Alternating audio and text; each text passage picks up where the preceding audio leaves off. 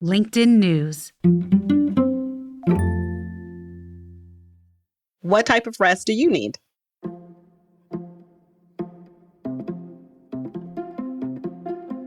Hey everyone, from LinkedIn News, this is In the Arena, a podcast exploring human potential.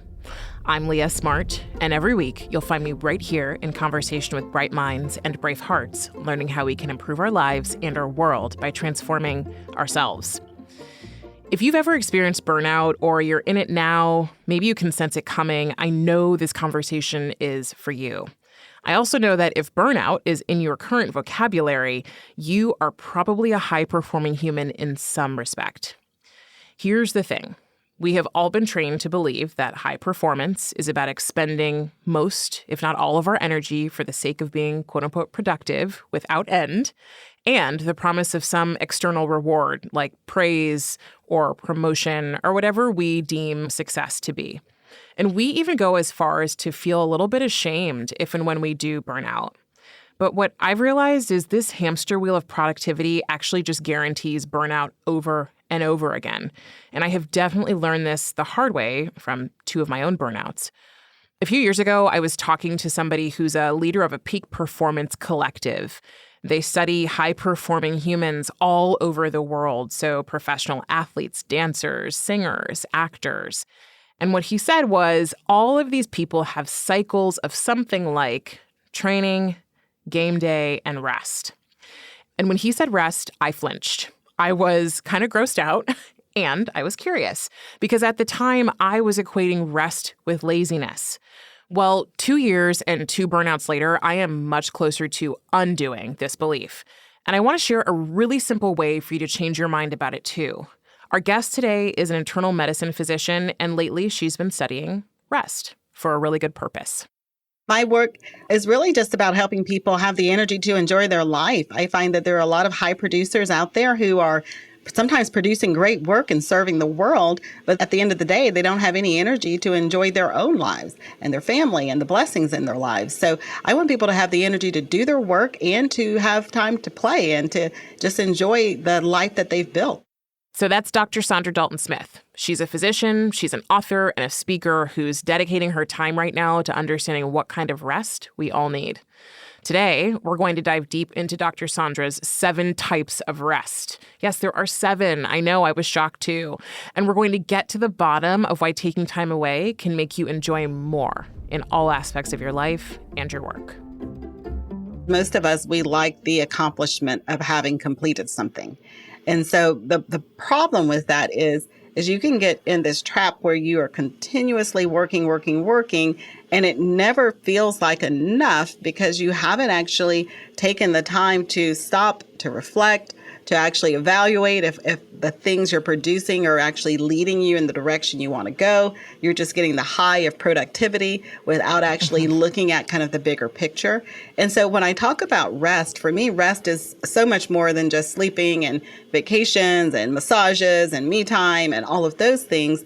It's really taking a chance to restore your life and to make sure that it's on the track that you want it to be on, that you're pouring back into the places that you're depleting, that you're looking at the places that maybe are not growing and flourishing in the way that you want them to, so that you put some effort into those fields of your life as well. What are those restorative processes that you're doing to make sure that every area of your life is getting to a healthy and a good place? Well, and so I'm excited for you to talk about the 7 types of rest that you have, uncovered. But I'm curious, what's the, it sounds like there's a lot of self-awareness and also an intentional decision to make a shift in the way that you're living if you're going to start prioritizing rest, assuming that you have not. I mean, what's the case for it? There's so much research out there now, specifically regarding chronic stress-related disorders, from the health aspect as far as higher blood pressures, poor sleep. Many people are experiencing insomnia, increased anxiety and depression. All of these are signs of chronic stress or unrelenting fatigue, basically ongoing fatigue in our lives in these different areas. And so we're constantly seeing the side effects of that. And then on top of it, with everything that's happened with the pandemic, we had an entire shift of people who started really understanding that they are experiencing signs of burnout. If you look at the World Health Organization's definition of what burnout is, most people are tired most of the time. They don't find satisfaction in the work that they do. And when they do the work, they don't do it at their highest level of capacity. So they're working, but they're not working at the highest level of what they are capable of doing. And so I think when we look at that, there has to be a shift from what we've been doing, because living as we have with this very high-strung rest when I have time mentality is what's got us in our current situation. It's what's got us into this point where so many people don't feel like they have the energy to actually enjoy their life. They just have the energy to work. And then if they're not working, then they're on vacation. And the reality is that can't be a burnout prevention strategy. It really has to be integrated. It's not so much about carving out large blocks of time. It's being very self-aware and very intentional about doing restorative activities in the midst of your busy life. I'm a realist. I'm an internal medicine physician. Physicians don't have big breaks. Hospitals don't close. They're open 24/7. So it's one of those situations. Thank God. Right?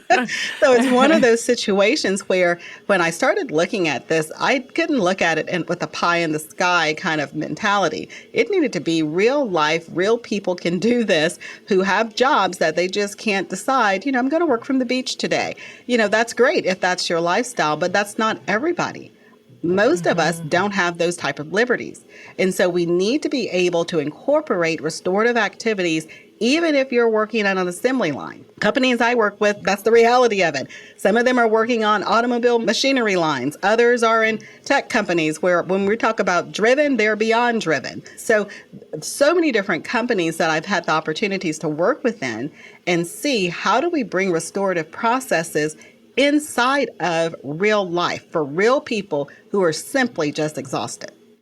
I start with burnout, which is kind of like there's a fire big enough that it's going to burn the house down if you don't address it. But you used a phrase in one of your interviews that I loved, which I think we can kind of think about when we assess where we are, which is you said that a lot of us are living with the evidence of an unrested life. And I think burnout is like the very end of the spectrum where everything is showing you and pointing to you and saying, you've got to fix this. How do we start to assess this unrested life before we hit that point? Yeah, I get a lot of comments on that statement. In my book, Sacred Rest, I open up with me laying on the floor in my foyer of my house that I've always dreamed of with the kids I've been praying for and the husband that I, desired. And it's like, I'm in the middle of this situation where I am like living the dream, so to speak. If I'm looking at it superficially, but internally, nothing feels rested.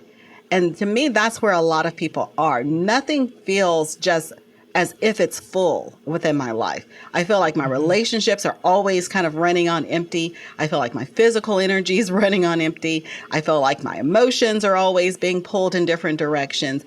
And that's really what an unrested life is. It's like everything feels like it's this battery that's on the lowest level of depletion. We're quick to charge up our phones if they start getting that little low battery mode. We don't do that with any other area of our lives. We just let it keep draining. And as long as it'll still have a little spark to it, we just keep pushing it. And most of us, we push it till the point where it just fails on us, whether that's a relationship, whether that's a career that you just get to the point where you're thinking, can't do this anymore. And it's not always that you don't like the work. It's you no longer have the energy to have the passion for the work anymore. There's, when I think about making lifestyle shifts, that's a lot of what we talk about on this show. It's maybe simple when it's described, but it's not easy to actually do. And so when I think about my own experience, I associated rest with laziness. And so I wonder, as you think about rest and your discoveries around it and the discussions you're having, what beliefs do we really need to shift around rest and the stigma of laziness? I remember feeling like it's either I'm incredibly busy or I'm lazy. It's one or the other. Yes, I had the exact same feeling when I started this journey. And that's honestly probably why I burned out. when I started this journey for myself, I was looking more specifically at, I just think I need more sleep. That was where I began. I knew I was burned out. I knew I was, in this unrested state where I always felt fatigued. And I thought, I just need to get more sleep. And so I put all my attention, all of my eggs in, let me just focus on getting the highest quality sleep I can possibly get. And I got to a point where I was getting exceptional sleep and I was still waking up exhausted. And that's what started me to start looking at rest in a different way, because there's a very high level of desperation when you've done all you know to do and all that medical science is telling you that should help you feel less tired, and you're still exhausted. My thyroid was healthy. There wasn't something medically wrong with me, but I was still exhausted. And so that's when the research kind of started with the 7 types of rest. When I started the process, just like you, my mindset was, rest is what people do when they can't keep up with the rest of us high achievers. They go and they lay around and they feel good about themselves because they got rest. And so that was how I entered the process. So I had to convince myself that rest was actually valuable and that it actually would make a difference. And when I first started, I didn't start with all 7 personally. I started with a few specific ones that I knew that I needed to get more of and focus my attention on getting more of those specific types of rest. For me, it was emotional and social rest. So once I started actively being mindful of getting those types of rest and saw the difference it made in every other aspect of my life and energy, that's when it really kind of filtered over into my patients. The thing that really stood out to me is that most people, the shift that they had to make in their mind is that rest is what I do to be able to do what I want to do with excellence. Because if you're looking at rest as the thing you do after the work is done, the work is never done. There's always something that you can do, especially for certain people with certain mentalities. I like to produce stuff and see results. And so for me, there's always work. There's never a time that the work would be done. So the shift has to be, I don't want to just produce out of my emptiness. I don't want to just, because I can produce even when my energy level is at 0. I don't want to give somebody the scraps of what I can produce. I want to give somebody the excellence of what I can produce. And so when you start thinking that way, what happens is rest doesn't just become this thing you do when the work is over. Rest is the thing you do so that the work you produce is the best work you can produce. And I think there's a bit of self-ownership with that because, you can go to a job every day and produce crap and get paid. I mean, that's the reality of it. That is not how most people want to live their lives. There's no honor in that. There's no feeling of really serving people well in that. And so I think the reason we're seeing so much of that is people feel like they really don't have the energy to give from anything other than from their emptiness. When we shift our mindset to give from our place of being energized and full and feeling fully equipped for the work that we're set out to do, we see a huge change in productivity. Wow, that's a big shift in my mind. Like, I rest when the work is done is how I lived, and I think a lot of us live, versus I rest in order to do my most excellent work or to show up in the most powerful way that I can. It's even interesting to think about at work. When people say they're going on a vacation or taking time off, people always say, oh, that's well-deserved or well-earned. And it's perpetuating the culture that, oh, now that you've done what you were supposed to do, sure, you can go rest, versus I would celebrate you no matter what you were going to do, but particularly if you had shifted the way you viewed rest. So what are the 7 types of rest? Yeah, so the 7 types to really help you be the best version of yourself include the physical, mental, spiritual, emotional, social, sensory, and creative.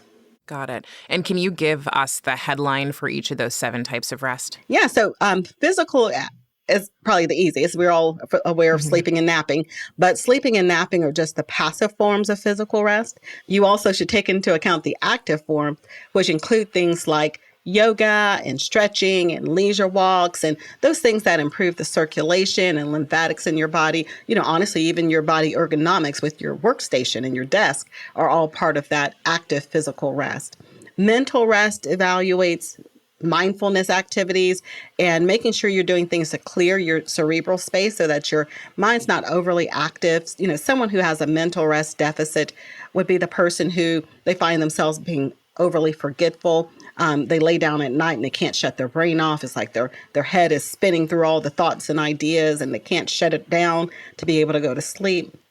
That's what a mental rest deficit looks like. And so mental rest is getting to that quiet cerebral space. Social rest and emotional rest both deal with people. Social rest specifically is looking at how people pull from your social energy. There's people in our lives that are negatively pulling from our social energy. And then there's the people who are kind of positive. They are life-giving. They pour back into us. The thing is, most of the people we spend the majority of our time with, family, colleagues, clients, are negatively pulling from our social energy. They need things from us. So then you have to evaluate who are the people in your life who don't really need anything from you. You know, those are the adult friends or the people you hang out with just because you enjoy each other's company. And so you have to make sure that even in those relationships, like with family, which can both pull from you and pour into you, that you're keeping kind of a checks and balances there so that they don't become very one-sided. Emotional rest is having the ability and the freedom to be able to just express your feelings without having to, I say put makeup on them, without having to make it so that it's easier for somebody else to digest. I think a lot of us carry quite a bit of emotional labor within our jobs, especially if you're someone who maybe you're the head of a company or you're in leadership, or maybe you're a parent and, you know, things go on that you don't want the people under you to be aware of because you don't want to overly stress or make them more anxious or fearful about the situation. So you keep all of that in and you manage all of that yourself without an outlet for releasing it. And so I think we have to keep evaluation of our own performance stress and how that affects our emotions. So we have to be aware that emotional rest is really having those people in your life where you can just have your emotions be rawly displayed so that you can release that. And that could be, you know, a therapist, a counselor, a friend, a pastor, you get to pick who it is. But we all need those people in our lives, at least one, where you can release that, or a journal or something where you feel safe to release those emotions. I prefer that there be somebody because I think it gets very easy to feel like I'm the only one who feels this way. And then that feels very isolating. But I do realize that sometimes there just isn't anyone where you feel safe to release that. And so being able to process through the emotion, at least on paper or journal or some way that you're free to release it, can be therapeutic for some as well. And so I was thinking about, you talking about the people in our social circles, right, who can pour into us or take from us or do both. And so in my mind, I'm going, how do we make sure we're not doing that to other people too, so that we aren't then dumping onto other people what we're trying to keep out of our own spaces? That's a great point because emotional rest is not trauma dumping. And that's what most people think it is. So with trauma dumping, you're basically sharing all the details and the gore necessarily of the event. So you're basically painting a picture that takes the person you're talking to into the experience with you so that they then can feel what you felt and really understand how you felt. That's not emotional rest. Emotional rest is not giving the details of the event. The emotional rest is you sharing what the event did to you, what happened inside of you. For example, if someone had a situation at work where maybe a boss corrected them, or gave some constructive criticism on something. And so they come home and they tell their spouse, this is what he said and this is what happened and this is the look he gave me and all these things, going through all as if painting the picture and bringing the person into the moment. That's trauma dumping. That's basically just trying to make that person feel what you felt. What's really needed is to address the question, when that person corrected you, what did it do inside of you? Did it make you question your abilities? Did it bring up some hidden insecurities? Did it make you feel small? What happened in you? That is where the emotional rest comes from. If there's a heightened level of vulnerability that's needed for true emotional rest, and that's where most people don't go because it feels unsafe. And so that is the difference. Okay. That is a really helpful distinction, trauma dumping versus emotional rest. Tell me about spiritual rest. Yeah, spiritual rest is different for each person depending on their own belief systems. However, at the very core of it is the need that we all have to belong and to feel loved and accepted. And so some people experience this in faith-based communities. Others experience it with different organizations or volunteer work that they do. It's basically reconnecting to humanity and seeing how you fit into the big picture of that. We're going on a quick break, but let me reiterate this. Rest is not something that you earn when the work is done, because the work is never going to be done. Rest is what you do and choose so that you can be your most excellent self. When we come back, the final 2 types of rest.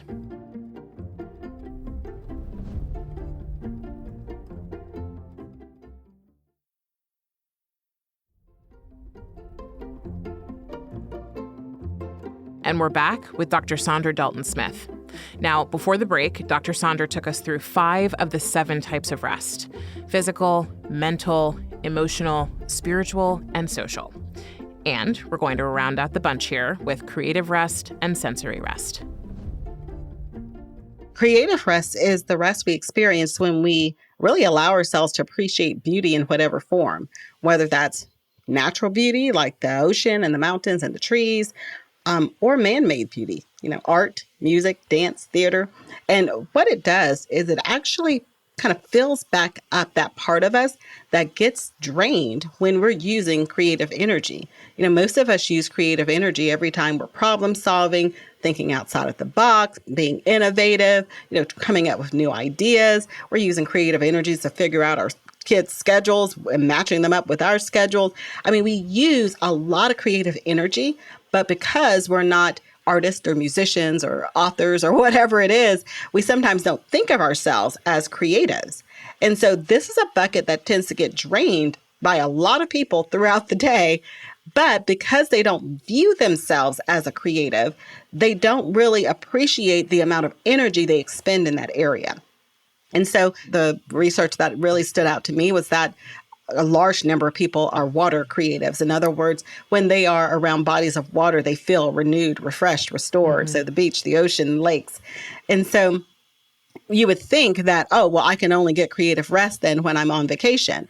But one of the studies that I mentioned in the book, Sacred Rest, talks about looking at the MRIs of brains of those after they had looked at actual bodies of water, after looking at pictures of bodies of water, and then after looking at colors that resemble bodies of water. And the brain activity was the same across all 3 areas. No activity for those people if they looked at grass versus looking at the water. And so what's great about that is if you are someone who says the beach revives me and restores my creative energy, you can just put images in your home, on your lock screen, on your phone. You can have a nautical theme in your office. There's so many different ways to bring in the elements of whatever creative rest means to you so that throughout your day, you're getting those little bursts of creative energy without even having to overthink the process. For myself, the best way to do restorative activities and to get these different types of rest is to make them no-brainers, to integrate it into your life in such a way you're not thinking, I need to get XYZ type of rest. You actually have already created areas in your life where you're naturally getting some of those. Well, and that's so easy, thinking about just putting a big picture of the beach. I'm someone who's definitely a water restored person. So I love being by the water. I live in New York City, so I'm not at the beach per se all the time, but, I'm not far from the river. And I know you talk about sensory rest, which we'll talk about in a second too, but one of my realizations during the lockdown in COVID was how valuable it was for me to walk out by the water just for a bit of time, to start taking walking meetings and to make sure every time I got down to the Hudson River, no matter what. Absolutely. And I think that's important to know about yourself, to recognize the places where you feel restored, because the places where you feel restored can be very different from somebody else. And so as long as you're aware of that, then you can make the necessary changes in your day and your schedule to make sure that you're getting the types of rest that you need. And then how about sensory rest? Sensory rest really requires you to think about what are the sensory inputs in your day. So what are the lights, the sounds, the smells, all the different things that are going on in your environment. Most of us don't think about really what our work environment's sensory input is. However, even if you've learned how to tone out some of these things, your body is still processing them. And so your senses are still becoming overwhelmed because subconsciously you're processing that information, even if you have consciously kind of toned it out. For example, if your desk is by a elevator, so that, after a couple of minutes or a couple of days of working there, you're probably not going to hear that dinging all the time. You're going to just tone it out. Well, your body is still having to interpret that information to be able to tone it out. And so what happens is when we have kind of unrelenting sensory input throughout our day, we can develop symptoms of sensory overwhelm that we're not even aware of. And then we start responding to the sensory overload and thinking, why am I always so agitated at the end of the day? And you can't seem to figure out why, I've come to work and I'm fine. And at the end of the day, I'm irritated and irritable. It could be because you have sensory inputs that you're not really being aware of. And so that's one of the things, is to be aware of what some of the sensory inputs are, so that, if you're noticing that you spend excessive amount of time on your screens, that you might be dimming the screens in the evening time so that you're kind of downgrading some of the sensory input. If you're in a very audio or noise pollution rich environment where you work, instead of driving home and listening to the radio, you may better serve yourself by driving home in silence so that you actually give your senses a reprieve in the middle of the day. So just being aware of some of these things that can be done simply. Honestly, something as simple as closing your eyes for 5 minutes between back-to-back Zoom meetings can be enough to kind of give you a momentary sensory reprieve, just so that you can start feeling kind of the downgrade of some of those hormones in your body that come when your sensory levels are staying very high. I love that you're calling this out, because sounds like simple ways for us to think about this. I know you've thought about this practically, so I'm going to ask the question that probably people are thinking right now, which is, there's so many different types of rest. There is so little time. How do I actually make this a part of my life in a way that is sustainable and not going to make me feel terrible for trying it and then not following through? Yeah, that's always the question. It's like, oh, now she's gave me 7 things to do. So yeah, I get it. And when I started this journey, I needed all 7. I was burned out in all areas. But what I'm finding is most people really need to just focus on the first 1 or 2 that they're most deficient in. And then focus your attention on adding back restorative activities specific for those types of rest. Because like I said, getting any kind of rest, it's not going to be beneficial if your deficit's in a specific area. And then the other thing is to instead of trying to carve out blocks of time, look for ways that you can incorporate it in the middle of your busy day. For it to be sustainable, it has to be something that you're not going to have to overthink. So let's say if sensory rest is one of the ones that you're needing, you can go ahead and set something on your computer to automatically dim the computer screen light at a certain time. You can get smart devices for your home that downgrades the lights or turns off the TV at a certain time. There's so many ways to automate things now. Also with some of the different types of rest, there are things that you can do in combination with other habits you already have. For example, some people before going to bed, they have a mental rest deficit, and they find that every time I lay down, my head kind of spins out and starts thinking all these thoughts and all these ideas. Having something concrete like a notepad at the bedside where you can jot down and do a quick brain dump of whatever those ideas are gives your brain permission to then release it. So you're not having to overthink the process. You just have set up your environment to be able to quickly engage in these different types of rest and restorative activities that you may need.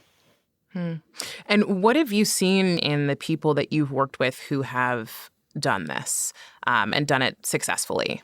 It has been amazing. One of the things that's really stood out to me is that most people, when they first begin this process, they begin with skepticism.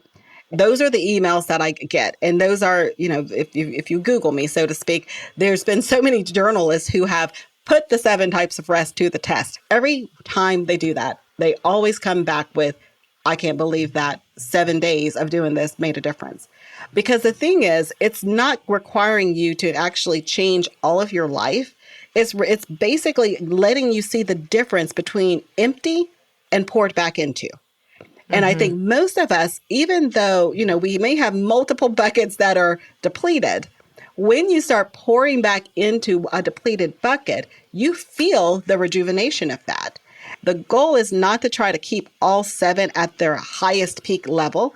The goal is to never let them become so depleted that you then are not able to restore it quickly. You want to kind of continuously be in this ebb and flow of work and rest, so that you're pouring back in before levels get to a dangerous depletion state.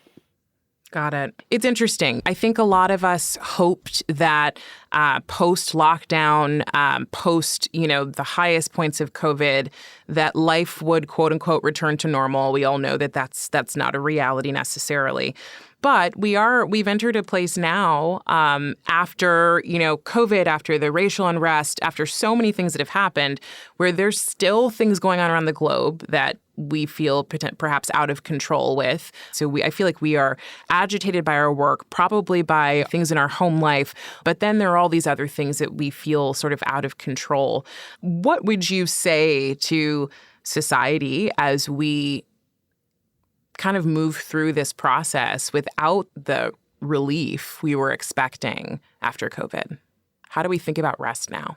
I think what I saw over the past couple of years with the pandemic, with the work that I do and the companies that I work with, is there's been a huge shift in the understanding that human resources, when we think about that word, we don't really think about it the way we do other resources like natural resources.